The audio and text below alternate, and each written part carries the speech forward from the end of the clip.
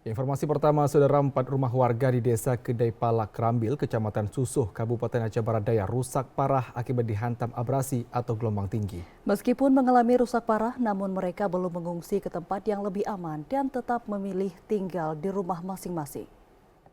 Sebanyak 4 unit rumah warga di Desa Kedai Palak Kerambil, Kecamatan Susuh, Kabupaten Aceh Barat Daya mengalami rusak parah dihantam abrasi atau gelombang tinggi sejak Selasa 15 Oktober 2024.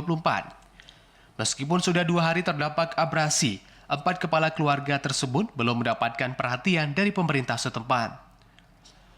Agar abrasi tidak semakin luas, para warga yang terdampak abrasi memasang goni yang berisi pasir di bibir pantai.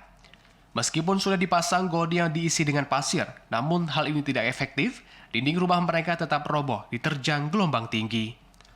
Mardiana, salah seorang korban, mengatakan abrasi ini terjadi 2 hingga 3 kali dalam 1 tahun. Kejadian ini sudah terjadi selama 6 tahun terakhir yang merusak puluhan rumah warga di pesisir pantai Desa Kedai Palak Kerambil, bahkan rumah ini tidak bisa untuk ditempati lagi. Ada berapa yang masuk, kemarin agak kurang.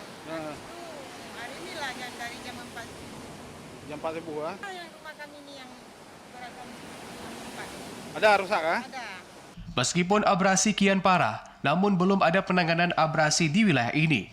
Para warga berharap pemerintah provinsi maupun pusat untuk segera memasang batu breakwater atau batu gajah di sepanjang pesisir pantai desa setempat. Para warga khawatir jika tidak segera ditangani, rumah mereka akan habis terbawa gelombang pasang saat abrasi.